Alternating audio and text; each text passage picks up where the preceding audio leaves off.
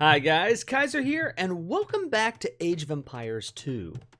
Now this is a really fun game. We find ourselves on Hideout.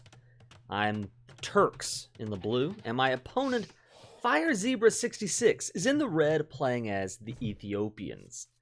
This is a really fascinating matchup, a really fun game, and, for me personally, a really monumental, exciting one. See, if you've been watching the channel for a while, you know that my goal has been to hit 1200. I've been saying in several of my videos, yeah, I'm basically a 1200 ELO player. I would be 1200, if I really invested myself, right? But, I've kind of hovered around the 1150 range. I've played a lot of random civilization. I think that's better in the long run to make you a better AoE player. But, lately I've just really had this feeling like I want to hit 1200 so I can stop introducing myself with that caveat. I want to be able to say, I am a 1200 ELO player, or at least I was at one point. So, that has been my goal. And to achieve that goal, what I've been doing is looking at the map, looking at my play style, and picking civilizations that best fit the particular maps, which is a skill all its own. Very different from random civilization, just randoming whatever. And that's really been working for me. I had a string of wins back to back to back, and that brings me to this game, where I am within striking distance of 1200 ELO. If I win this, I get 1200. So I knew right away this is a game that I would want to share to the channel. And the fact that it was so good, that it was so much going on, so much worth talking about, made it all the more exciting for me to finally share. So here we are. Let's go ahead and dive right in. Again, I'm the Turks, and I picked the Turks for a reason. I find that the Turks are a very strong civilization for my play style. The way I like to play, I enjoy getting a tempo in the Castle Age, and from that, winning in either the Castle Age or the early Imperial Age. I want to win the game before we get to the late game post-Imp Trash Wars, and that is the Turks. They have amazing gold options across the board. You have, of course, because you have faster gold miners, you've got everything. You've got great knights, you have good archers, you have, obviously, your hand cannon unique unit, the Janissary. You can afford siege. You get anything with gold, the Turks are good at. Their only real weakness is that their trash is very weak. So you want to win the game before you get into that post-Imperial phase. And that works for me, right? You also have the light cavalry unit, the Hussar, which the Turks are very good with. Their light cav upgrades automatically throughout the ages, so you don't need to invest the tech time into researching those technologies. And they get additional pierce armor through the ages. So that is a really nice bonus right there. Especially against an archer civilization like the Ethiopians, right? So, feeling really, really good about this matchup and very just excited to bring this home. You'll notice I am going for a fast castle build here. I'm luring in my deer. And whenever you're playing on Hideout, you often start with the deer in the map. Go ahead and lure them in, take advantage. Several of my friends have been teaching me about trying to lure the deer as quickly as possible, and I'm still a little slow at that, but I'm learning to bring the deer in even before knocking out all of my sheep. So that's pretty good, and my goal is to get about 29 vills up and then go to the next age. So, quite a few on food. I'm putting a bunch onto wood. I want the resources in order to invest up to the next age. 3 on stone in order to afford a castle once at the castle age. And then 2 on gold. I find that 2 on gold is typically enough anyway, let alone for Turk faster working gold miners. So, that's the game plan. You will notice my opponent, Fire Zebra 66. 8 minutes in, he takes up to the feudal age. He's got 20 vills, 12 on food, 4 on wood. And that distribution of villagers should indicate that he's trying a fast something. He wants to get to the feudal age quickly, right? For me, as I'm playing this game, I'm watching the fireworks right here.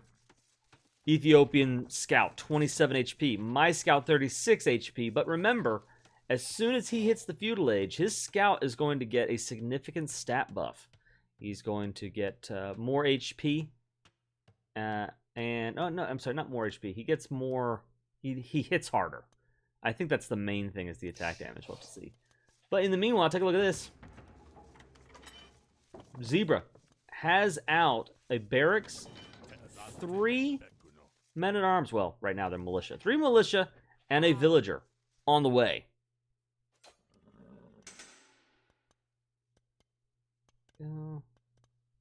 And here we go.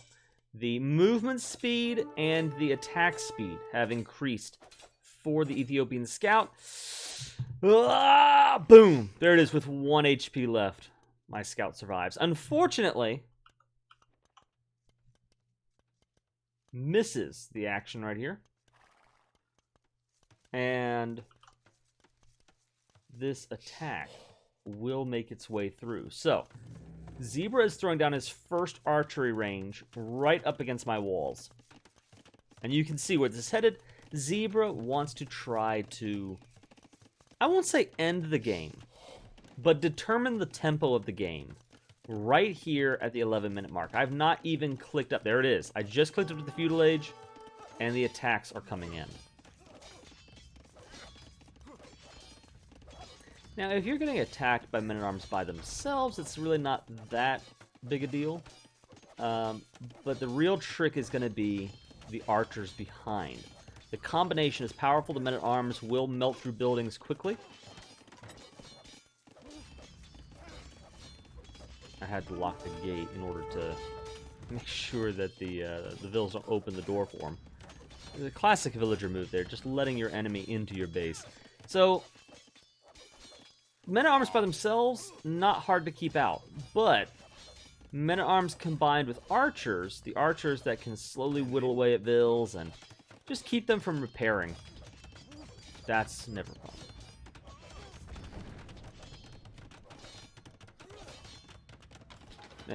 Here's a moment. All right, this archer slips through, but he's stuck. He's alone.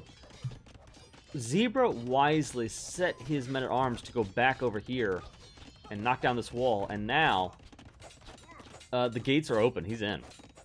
So at this point, one of the things that I've learned on the ladder, and it's going to be really helpful for me here, is remembering to keep myself calm and figure out what are my options. What can I actually do here in order to shut down not just what's going on right here, but trying to slow the tide and sort of regain the tempo from Fire Zebra.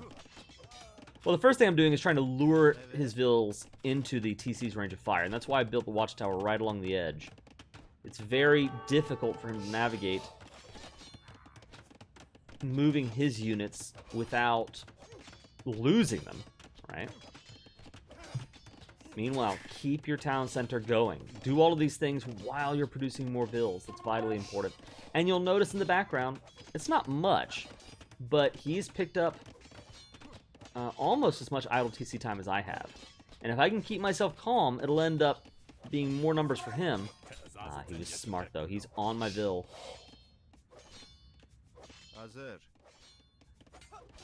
Yeah, the game... What I'm trying to do is get him to attack a vill and then, like, you know, move out into the range of fire. Yeah, here we go. There, boom, 1 down. Now he's down to 1. It's just, it's costing him more, you know, mental bandwidth to try to save these units than it's worth. And so ultimately, this attack stalls out. Yeah, Zebra does have the eco lead as we both head into the feudal age here. But, or I said we're in the feudal age. He's got a lead, but it's not that much of a lead. And I don't think it was worth it for everything he lost. Take a look at this. I had some men-at-arms in the background. Not men-at-arms. I had militia doing their thing. Killed, I think, a couple of archers there, actually. I'm throwing down a market.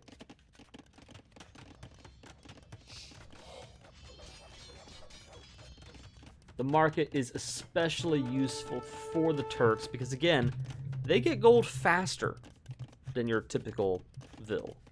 So you have more money to spend. And it's just that much more useful to go ahead and buy the resources you need to get up to the next stage.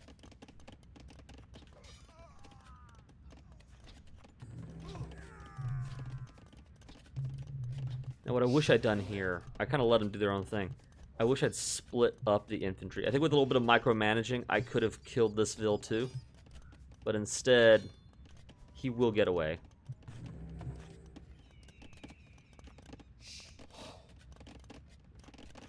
Yeah, but right now the economy is actually favoring me right now. Just barely. But it's favoring me. I think I'm in a better position.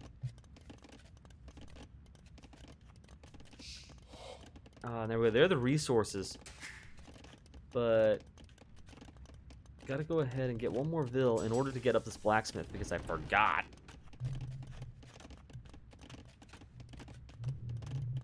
Meanwhile, my opponent, typical Ethiopian play, staying on the archers. Wanting to do damage with the archers, which makes a lot of sense, of course. I mean, you want to play to your strengths. But something else that I've been learning on the ladder is learning when to shift off of your civilization's strength. Because sometimes it's more of a, I'll say, more of a malice, a mistake, rather than a benefit, to lean so heavily into your bonus that your opponent knows what's coming, right? You know, here, I had to figure out what my game plan was. Now, one of the things that I like to do, if I'm in a really strong economic position, my opponent is still going archers, but he doesn't really have an impressive ball yet. What I like to do is get up to the castle age, get the armor on my cavalry, and then come out with knights. Knights with armor is a good response to archers, unless there is a high enough amount of them. Knights will do a good job. And then I realized, wait a minute, I'm the Turks. And Turks, of course, get the scouts, the light cavalry, with the extra pierce armor. So the Turks actually have a really good response to archers with their light cav. So that's what I'm doing here. I'm just trying to repair the wall and stall him out just long enough to, you know, wait for me to hit the castle age and then hit him with the scouts.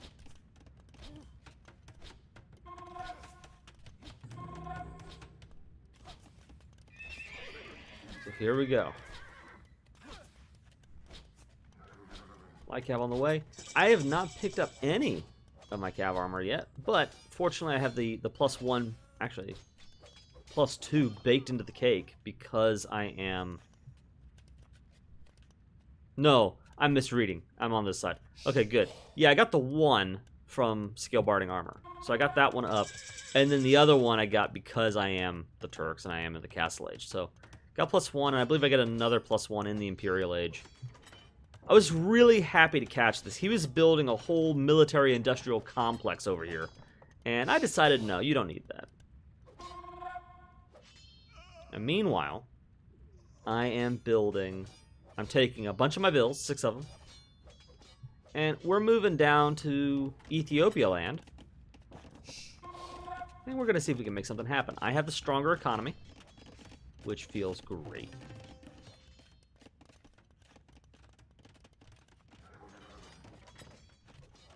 This is a fun moment. I move forward. Zebra has a couple of spearmen on the field. A couple of pikemen, which is, you know, a good response, of course, to knights and light cav. But fortunately, especially because he has no blacksmith techs, the villagers actually do a decent job of killing those units as well. So one Vil goes down, a couple of pikemen. I have knights with armor and attack upgrades, at least feudal age armor and attack. I think I'm good. Just go ahead and plug this gate. There's nothing stopping him from deleting one of his palisade walls and walking out that way, but a lot of people don't even think to do that. And you do have to weigh, is that the right choice if I need to get out?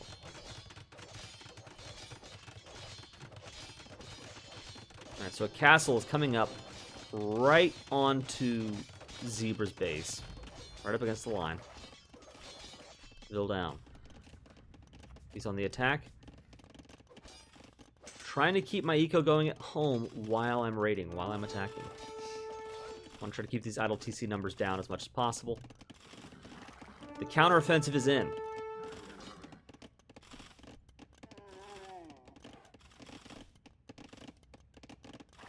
He does get up a second TC, which is, I think, a smart move for him. If that TC is not there, a lot of villagers die, and that's probably game.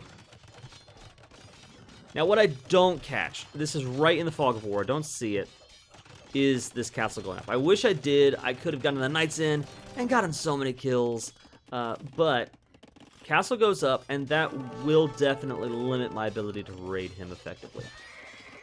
But I do have to note, I believe that he wanted to go on the offense with this.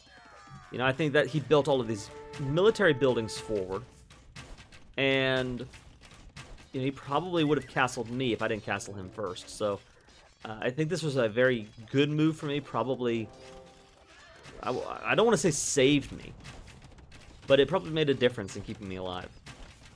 Now, this is a key moment in the game. While I've been doing all of this, Zebra's been doing a similar thing. He's been keeping his military production going, and he's got a big old ball of archers, 19 archers. He's gonna dive through the watchtower, and I'm trying to funnel him into it and keep him blocked away. Unfortunately, it's not enough to just keep him out. Can't plug these holes fast enough. There we go. He's down to 17, but I don't have any military at home.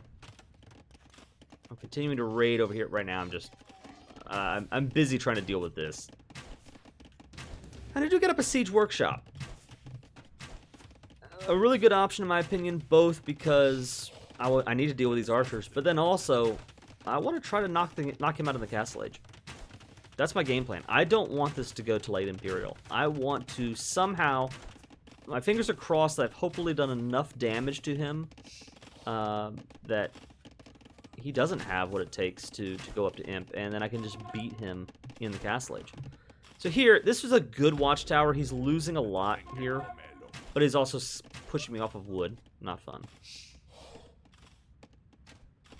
And especially pushing me off of wood when I've only got 42 wood.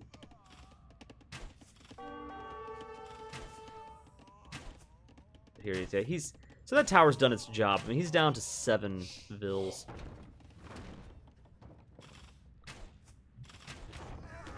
Boom. There we go. There we go.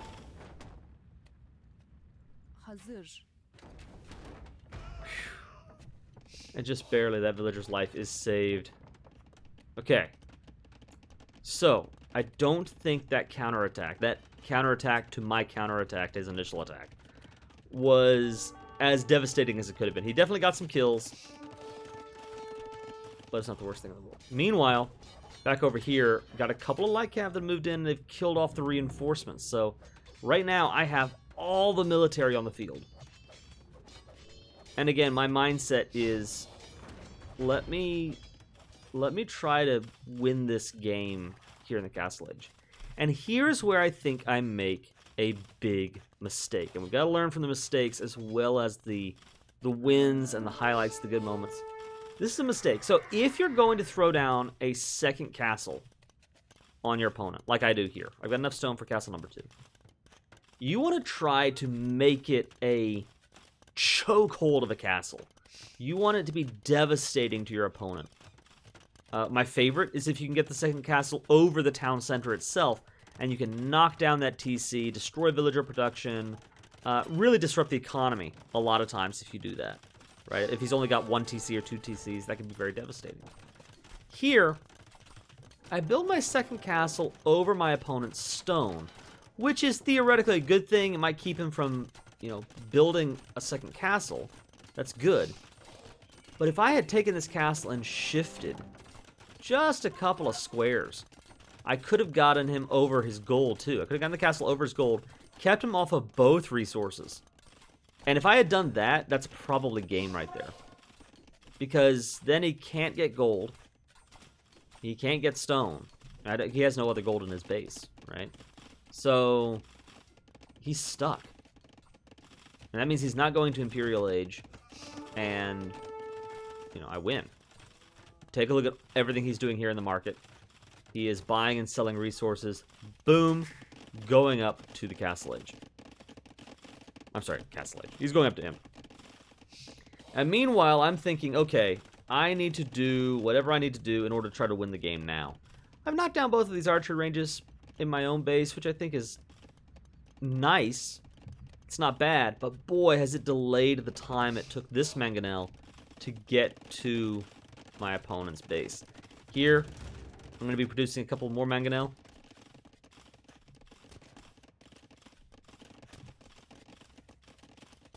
And again, I'm trying to win the game before he gets to the Imperial Age. Mangonel coming up. Got a couple of light cav, doing light cav things. Where are we actually at here? Let me find. There we go. There's 4 back at home. They need to come on over. I got 2 over here. Yeah, look at how he's got my opponent's gold. He's got gold out here, gold in his base, and then gold right here. So if I had just choked him out of this, he's got no gold. There are no gold options over this way other than relics. So he really would be up a creek without a paddle.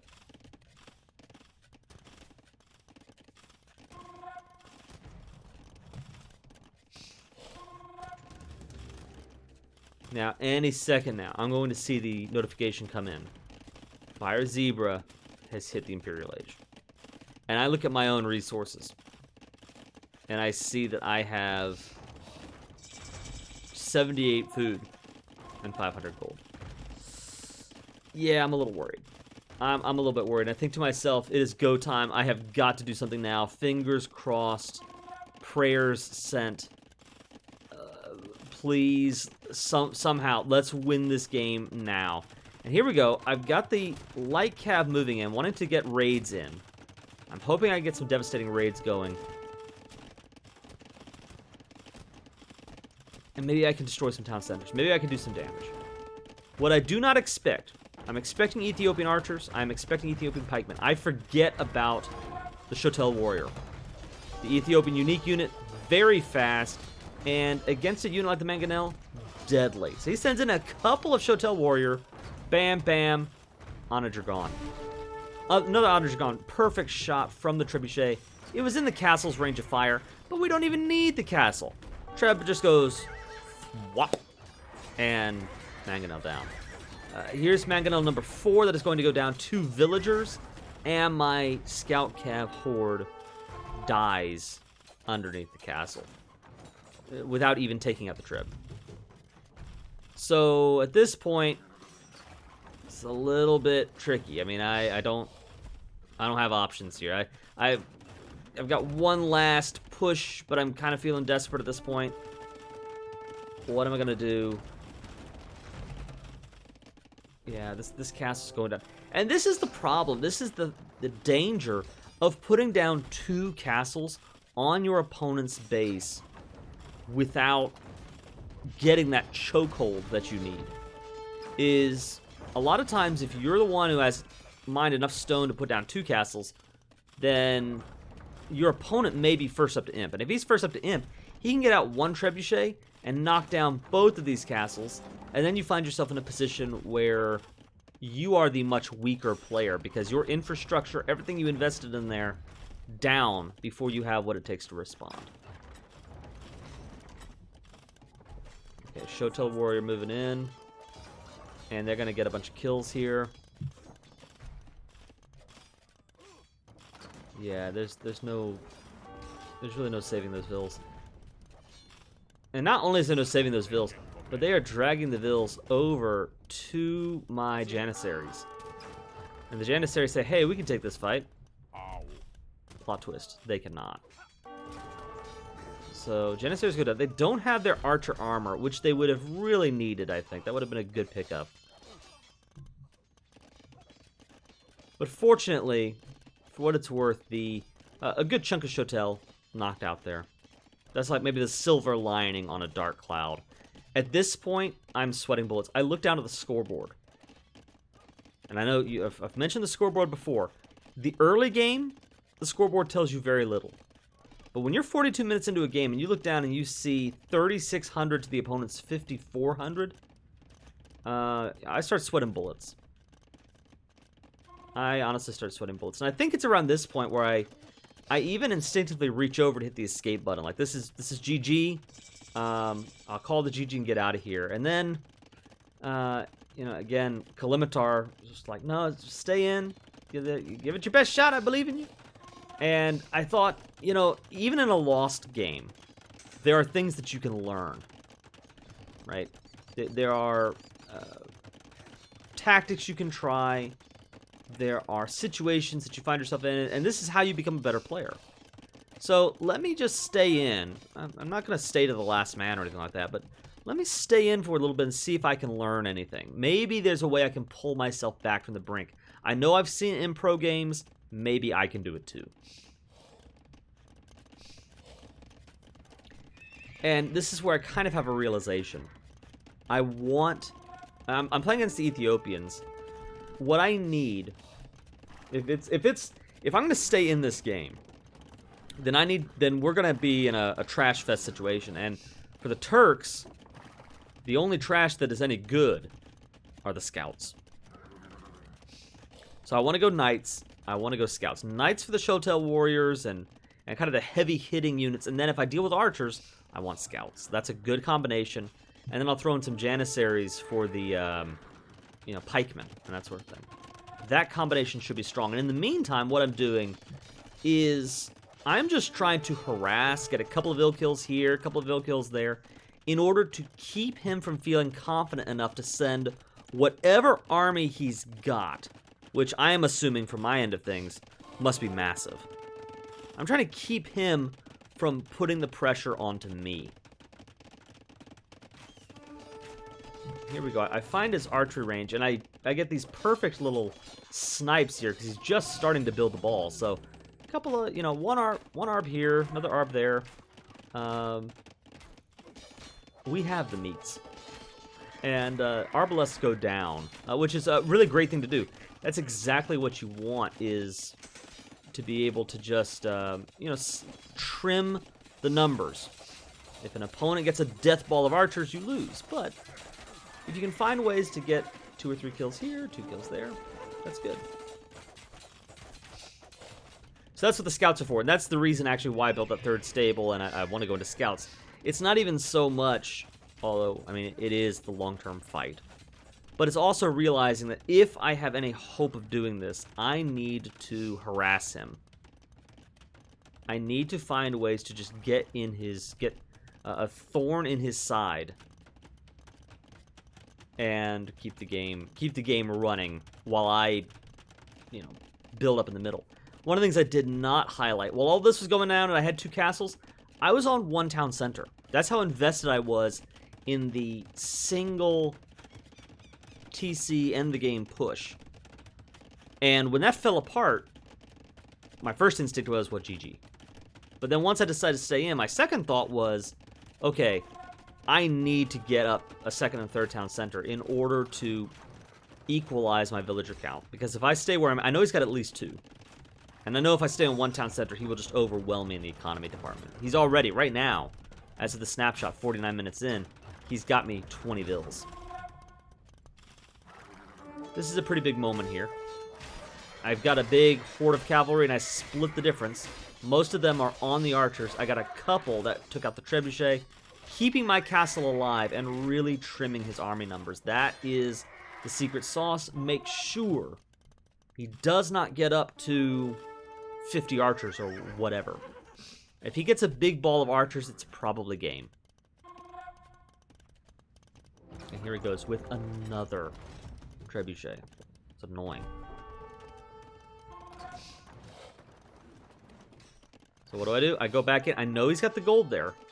So yeah, get him off gold. Get him off gold, get some vill kills. Try to equalize these numbers. Just raid. Just raid and be annoying as all get out. Meanwhile, keep the economy producing. Keep military producing. Got another wave of light cav coming in, which again, this is Hussar with extra pierce armor. Now, that should be, I want to say, if I remember right, it's actually 7. Because you get +2 from Chain Barding. It should be 2 + 5, if I'm not mistaken. But I could have even more pierce armor. But even as it is, I am able to withstand more arrow fire than I otherwise would because of the Turkish Hussar. Castle stays alive. The next Treb goes down. And at this point, he's losing a lot of vills. He's got a lot of idled villagers. My eco's at home doing its eco thing. I've got 40 vills on food. He's got 8 right now. Not bad. Not bad. And as you can see, the economy is stabilizing. I'd say at this point, I'm back in the game. I'm a little worried about it. I still see that he's up 1,500 points on the scoreboard. But I am back in the game.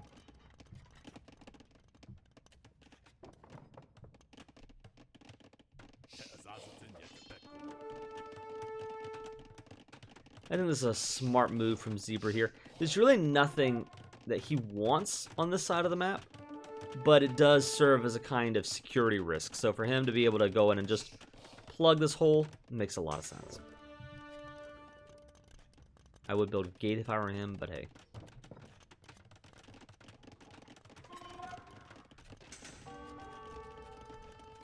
Here we go. More light cav moving in. And this is when I have a realization too. One of the other things about the Turks, you don't only get the light cav upgrade for free, you also get chemistry. And that means that as soon as you hit the Imperial Age, you can get out bombard cannons. And I kind of had this flash of inspiration, like, hey, wait a minute. Why am I so concerned about castles and getting up trebuchets when I can just get up bombard cannons?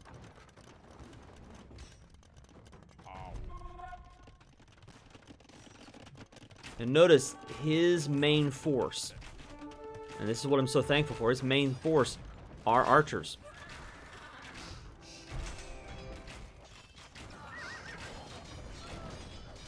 Well, archers against Turkish Hussar, extra pierce armor. It's not a good situation, especially because they're streaming in a piece at a time. I'm not dealing with 24 archers at once. I'm dealing with 4 or 5 archers at a time.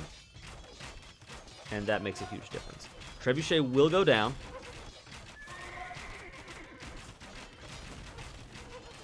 And here we go. Guys, at this point, I've taken the eco lead. And I am continuing to clean up this army. I'm cleaning up vills. I'm getting more vills into his economy. He doesn't know what to do. And Fire Zebra calls the GG. For me, this was an incredible game. I mean, take a look at this. Even after I won the game, and whenever you win a game, your score jumps. You get a bunch of extra points for winning a game. Even after winning, I'm below him on the scoreboard. That's wild. Whenever I was looking at the scoreboard, thinking there's no way I win this. Any second now, he's going to hit me with some massive force and I'm dead. But instead, I hung in there. I said, well, let's just try to keep pressure on him. Keep, again, being that thorn in his side. And even though I'm feeling weak, just try to hit him in these spots where maybe I can do a little bit of damage here, a little bit of damage there, and possibly snowball into something. And it ended up working out perfectly. Now, to be fair, I think a part of that, you see at the end of the game here, Zebra has 7,500 wood in the bank. I think part of that is because he's playing an archer civilization and his thought process was, well, I need so much wood for archers that maybe I'll need to use it. That might be one of the reasons why he let it build up so much. But I think one of the biggest differences between myself and Fire Zebra, and something I've learned on the ladder and I'm continuing to get good at, is to spend the resources you've got. Make sure that you're always using your resources doing something, or there's some game plan. They're allocated in some way. If it's just sitting in your bank doing nothing, it's useless. I think that was a big thing here. Yeah, he's got 2,000 food and 1,200 gold. But the main thing is 7,500 wood. You don't need that much wood. Throw down more production buildings or throw down, sell it, if nothing else. Go to the market and sell it for gold. Churn out a larger army faster. And I think that would have made a difference for him. This was his game, to be honest with you. I think when I lost both of my castles, I think that the game was in his hands, but his grip on the win was lax enough that I was able to just pry off one finger at a time until finally I was able to pull it back from him. And so, guys, I am a 1,200 ELO player. Yes! Now, I can't promise I'll stay there. I might go on a 4-game loss streak next. Who knows? But you know what? I'm able to say that I have hit 1,200 ELO. And I'm tickled pink. That's fascinating. So I love it. It's a goal I've been wanting to hit for a while. So glad to be 1,200 ELO. It's kind of one of those things where, in my opinion, I've said this to low ELO players, I don't think you should play Age of Empires with the goal of hitting a particular number. Don't assign too much value to a number. It is just a way of finding even games so that you can have fun. And if you want, you can also play even games in order to try to get better. And over time, you pick up skill and just get a little better and a little better. But having said that, it is fun to give yourself some goalposts. And at least for me, it is. And so being able to say, yeah, I want to try to hit 1,200 and then to actually hit that goal feels really good. So who knows where we're going next on the ladder? Maybe we hit 1,300. I have no idea. I hope you enjoyed the game. This was a lot of fun to play. I hope it was fun to watch. Guys, let me know what you want to see next in the comments below. I'm noticing, do you guys like the AoE 2 videos, the AoE 3 videos? What do you want to see next? For now, this is the Iron Kaiser, signing out.